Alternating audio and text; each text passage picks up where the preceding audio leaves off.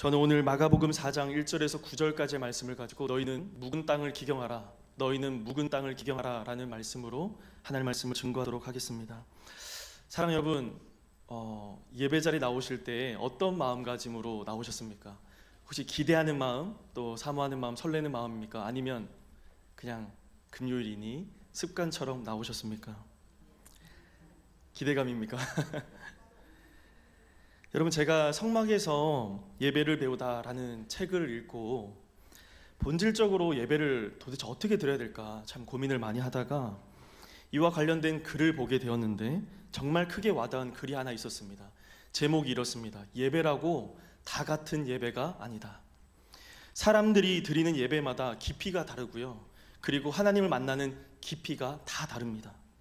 그래서 제가 이 세 가지 종류의 예배를 있는데 그걸 소개시켜 드리려고 합니다. 첫 번째는 성전뜰 예배입니다. 이런 예배는 육적인 예배라고 할 수 있습니다. 속죄나 하나님과의 만남이 전혀 없는 예배입니다. 이런 예배는 보통 성전뜰만 밟고 가는 예배인데, 이런 예배를 드리는 사람들도 예배 현장에 습관적으로 나와 있습니다. 이렇게요. 그러나 내적인 역사는 일어나지 않습니다. 주로 예배에 참여하고 있으나 딴 생각으로 가득 차 있습니다. 몸은 현장에 나와 있고 예배에 참여하고 있는 것 같지만 마음으로는 참여하지 않고 있는 겁니다. 그래서 하나님과의 만남이 없는 예배가 성전뜰 예배입니다. 두 번째는 성소 예배입니다. 이것은 정신적인 예배라고 할 수 있습니다. 성소 안에는 진설병, 등대, 그리고 분향단이 있습니다. 즉 무슨 말이냐면 지적이고 감정적이고 의지적인 깨달음은 있습니다. 그리고 어느 정도 영적인 감동을 받습니다.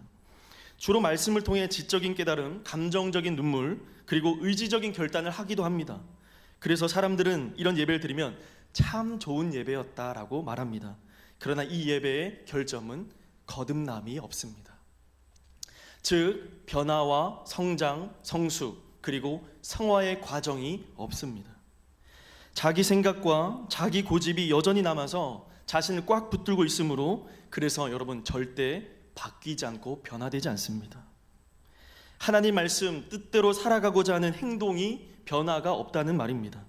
어떤 사람은 몸만 와 있고 마음을 들이지 않고, 어떤 이는 어느 정도 깨달음과 감동은 받고 의지적인 결단을 하고, 하지만 삶의 변화는 전혀 없고 하나님 뜻대로 살아가려고 하는 의지가 없다는 겁니다. 이게 바로 성소 예배입니다. 그러나 마지막 지성소 예배입니다. 이 예배는 바로 영적인 예배라고 할 수 있습니다. 지성소는 오직 하나님만이 계신 곳이죠. 오직 하나님과의 만남이 이루어지는 곳입니다. 그래서 이 지성소에는 언약궤가 있고 그 안에는 십계명 돌판이 있습니다. 즉 무슨 말이냐면 지성소 예배 가운데는 하나님의 말씀이 있습니다. 말씀이 역사합니다. 지성소 예배는 하나님으로 덮이는 예배이고, 지성소 예배를 통해 하나님의 은혜로 사로잡히는 것을 경험하는 것이 지성소 예배입니다. 하나님의 은혜에 사로잡히고 말씀으로 잡히고 붙잡히고 하나님의 임재에 압도당하는 것, 이게 바로 지성소 예배입니다. 그러니 딴 생각할 필요가 없습니다. 그리고 하나님 임재에 압도당하니 그 은혜에 사로잡히니 겸손히 엎드리고 항복할 수밖에 없습니다. 순종과 결단이 있습니다. 사랑하는 여러분, 여러분은 어느 예배에 속하십니까? 성전 뜰만 밟고 가는 예배입니까? 아니면 성소 예배입니까? 아니면 지성소 예배로 정말 이 예배당 가운데 하나님을, 크신 하나님을 경험하고 가는 그 예배를, 살아있는 예배를, 살아있는 말씀을 듣고 나가고 계십니까? 사랑하는 바라기는 우리가 진정 거듭남 있고 성화의 과정을 겪는 바로 지성소 예배를 드려지는 여러분 될 수 있기를 주님 이름으로 축복합니다. 그래서 지성소 예배는 여러분 말씀이 있습니다. 그런데요 여러분, 예배라고 다 같은 예배가 아닙니다.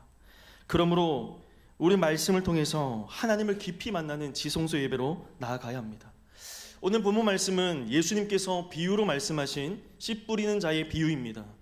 많은 성경들 가운데, 성경 해석들 가운데 씨 뿌리는 자의 비유냐, 네 가지 땅에 떨어진, 밭에 떨어진 비유냐, 이런 의견들이 많습니다. 물론 관점에 따라서 해석이 달라지기도 합니다. 그리고 정확하게 얘기하면 씨 뿌리는 자의 비유가 맞습니다. 그런데 저는 오늘 두 가지 관점을 다 보고 두 마리 토끼를 다 잡고자 합니다. 물론 많은 사람의 해석 가운데 좋은 밭이 되어라, 이 해석이 잘못되었다라고 하는 이들도 있습니다. 그러나 엄밀히 따지고 구체적으로 살펴보면 예수님도 복음을 선포하셨을 때 받아들이지 않는 그들을 향해서 이런 비유로 말씀하시면서 말씀을 귀로 듣는 것이 아니라 마음으로 들어야 된다는 것을 분명히 말씀하셨기에 우리도 좋은 마음, 좋은 태도를 갖는 것도 너무 중요한 일입니다. 그래서 예수님께서 가장 먼저 이렇게 말씀하셨습니다. 3절 말씀입니다. 함께 읽겠습니다. 시작. 들으라, 씨를 뿌리는 자가 뿌리로 나가서. 아멘. 예수님 뭐라 말씀하셨죠? 먼저는 들으라 말씀하십니다. 그리고 나서 예수님께서 이런 비유를 들려주셨습니다. 어떤 사람이 밭에 나가서 씨를 뿌리는데 첫 번째 어떤 밭이죠? 길가 밭입니다. 떨어져서 새들이 와서 먹어버렸답니다. 두 번째는 돌밭입니다. 거기에 떨어지니 흙이 깊지 않으므로 곧이 싹이 나오나 해가 돋은 후에 타져서 뿌리가 없으므로 말랐답니다. 그리고 세 번째는 가시떨기밭입니다. 그 위에 떨어지니 가시가 자라는 기운을 막았다라고 얘기합니다. 또 네 번째 덜어는 좋은 땅에 떨어짐에 30배, 60배, 100배의 결실을 맺었다 이야기합니다. 그리고 예수님께서 이 비유가 마치신 이후에 9절 말씀에 또 이렇게 말씀하십니다. 함께 읽어보겠습니다. 시작. 아멘. 이렇게 귀 있는 자들은 들으라고 하셨습니다. 한번 따라해 볼까요? 귀 있는 자들은 들으라. 네. 그러나 제자들은요, 하나같이 이 비유가 무엇을 의미하는지 못 알아들었습니다. 깨닫지 못했습니다. 그래서 조용한 시간에 예수님께 나와서 예수님, 아까 말씀하신 그 비유의 의미가 무엇입니까? 그렇게 질문하였고, 예수님은 이 비유를 설명하시기 전에 마태복음 13장 11절에서 12절 말씀에는 이렇게 기록하고 있습니다. 읽겠습니다. 시작. 대답하여 이르시되 천국의 비밀을 아는 것이 너에게는 허락되었으나 그들에게는 아니 되었나니 무릇 있는 자는 받아 넉넉하게 되되 없는 자는 그 있는 것도 빼앗기리라. 아멘. 사랑하는 여러분, 말씀을 듣는다고요 다 듣는 것이 아닙니다. 또 말씀을 듣는다고 해서 다 깨닫는 것이 아닙니다. 예배를 드린다고 해서 다 같은 예배를 드리고 있는 것이 아닙니다. 여러분, 왜 예수님께서 비유로 이 말씀을 말씀하셨을까요? 그것은 바로 말씀은 귀로 듣는 것이 아니라 마음으로 듣는 것이다 라고 이것을 이야기하고 계신 겁니다. 이것을 깨닫게 하시기 위해서 비유로 설명하셨습니다. 즉 말씀을 깨닫도록 하시기 위해서 말입니다. 그런데 여러분, 우리가 말씀을 듣고 어떻게 이해하고 받아들이고 깨달을 수 있었을까요? 그것은 첫 번째는 들었다는 것이고, 결정적으로는 하나님의 말씀을 들리도록 하나님이 그 마음을 열어주셨기 때문에 가능한 것입니다. 우리에게 천국 복음 그 비밀을 우리가 깨달을 수 있도록 성령 하나님께서 조명하여 주셨기에 우리가 듣고 깨달을 수 있었던 것입니다. 그러니까 성령님께서 우리의 마음을, 우리의 영혼을 비춰주실 때만 분명히 이 천국 비밀을 깨달을 수 있습니다. 여러분, 그래서요 말씀이 들리는 것이 진짜 은혜입니다.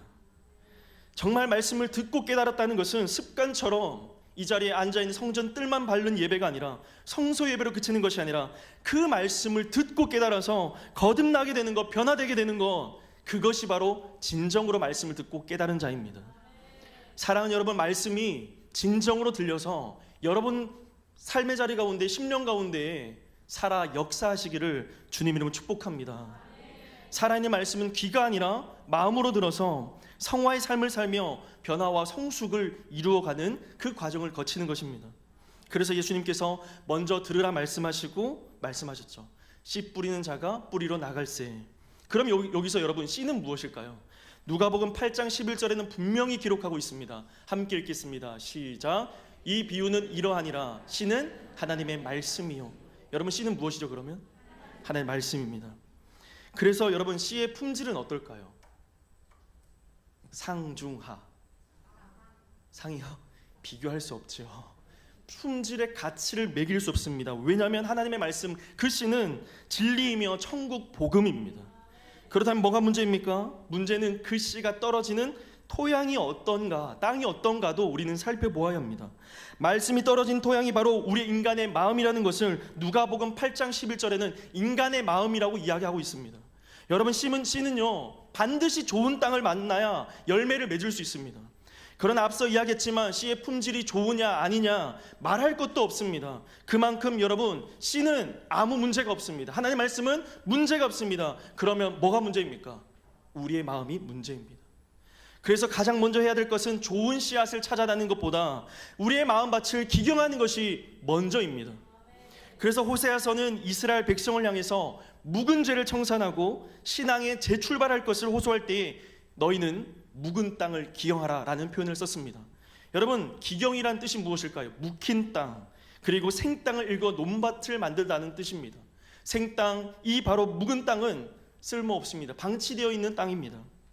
이처럼 여러분, 아무리 수많은 말씀을 듣고 수많은 예배를 드려도 변화의 열매가 없는 것은 귀가 있어도 듣기는 들어도 깨닫지 못하는 마음의 귀가 막힌 까닭입니다. 눈이 있어도 보긴 보아도 알지 못하는 것은 그 마음의 눈이 소경이기 때문에 그렇습니다. 그래서 우리의 마음이 기경되는 역사가 여러분 먼저 일어나야 합니다. 여러분, 재밌는 이야기인데요, 제가 예전에 만나교회 김병산 목사님 설교가 너무 쏙쏙 들어와서 듣다가 흥미있는 이야기를 들었습니다. 어떤 남자가 의사에게 찾아와서 막 불만을 쏟아냈습니다. 이윤즉 하소연했답니다.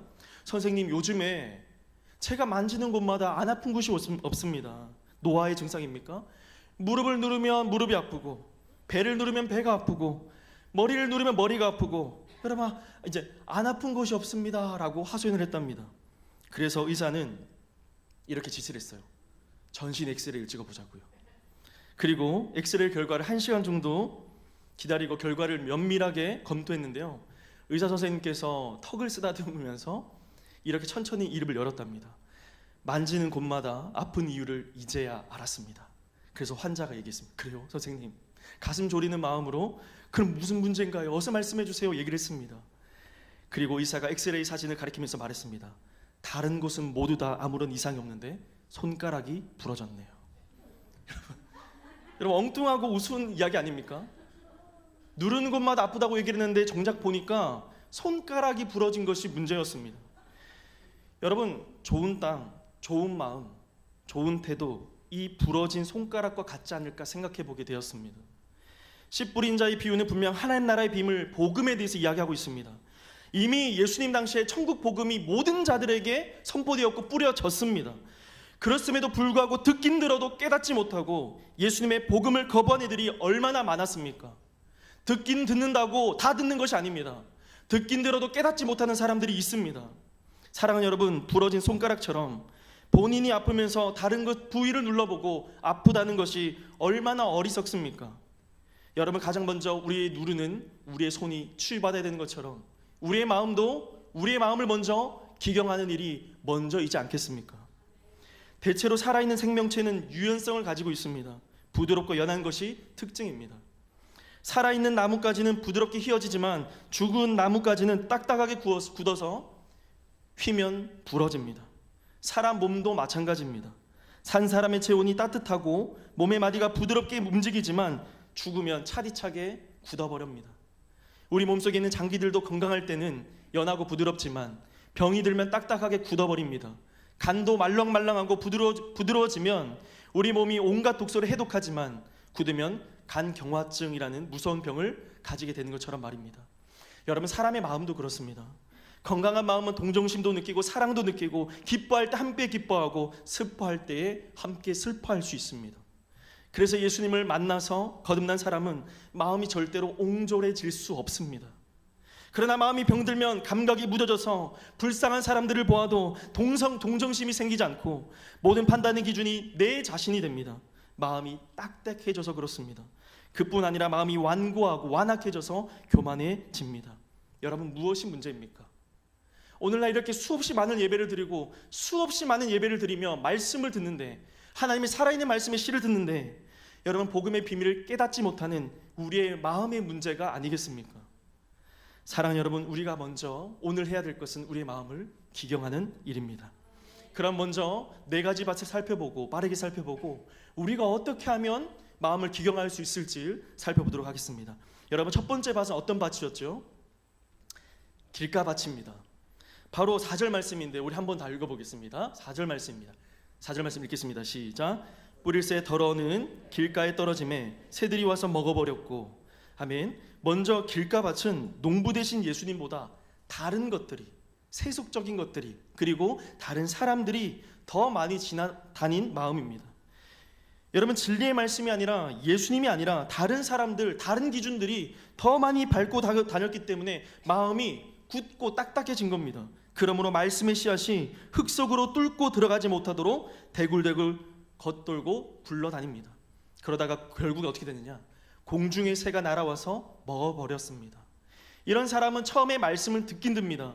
그러나 듣고도 깨닫지 못하는 사람인데, 이유는 교만한 마음, 그리고 냉소하는 자의 자세, 그리고 진리에 대한 관심이 없기 때문에 그렇습니다. 여기저기서 주어들은 지식은 있고 얕은 지식은 있지만 기준을 먼저 세워놨기 때문에 복음을 들어도 반응할 수 없고 열매를 맺을 수 없는 겁니다. 결국에 말씀을 전해주어도 품지 못해 마귀가 인해 그것을 채가는 것입니다. 두 번째는 어떤 밭일까요? 돌밭입니다.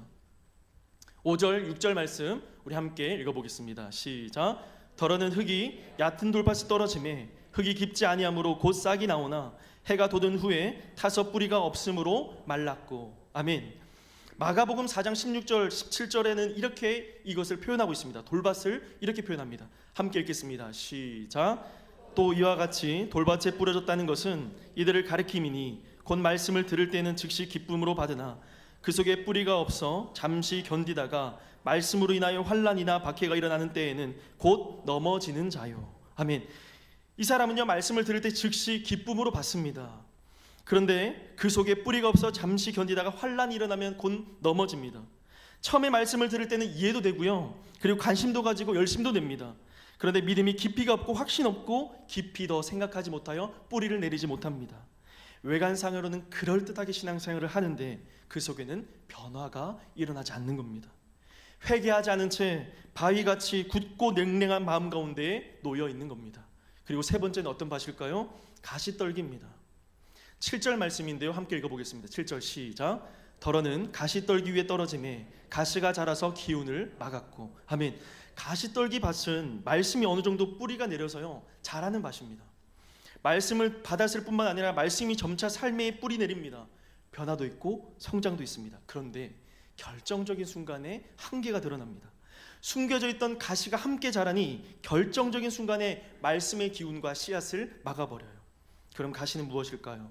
가시떨기 밭은 하나님의 말씀을 들으면서도 세상의 염려와 유혹과 세상의 기준 때문에 결실을 맺지 못하는 사람을 가리킵니다. 이 사람은 처음에 말씀을 들으면서도 이해도 하고 좋은 말씀이라고 생각하지만 하나님께 자신의 삶을 전적으로 맡기지 못하는 사람입니다. 여러분, 마지막 밭은 어떨까요? 좋은 땅입니다. 8절입니다. 함께 읽어보겠습니다. 시작. 더러는 좋은 땅에 떨어짐에 어떤 것은 100배, 어떤 것은 60배, 어떤 것은 30배의 결실을 하였느니라. 아멘. 여러분, 어떤 밭이죠? 옥토와 같은 밭입니다. 이는 하나님의 말씀을 받는데 아무런 방해가 없는 밭이에요.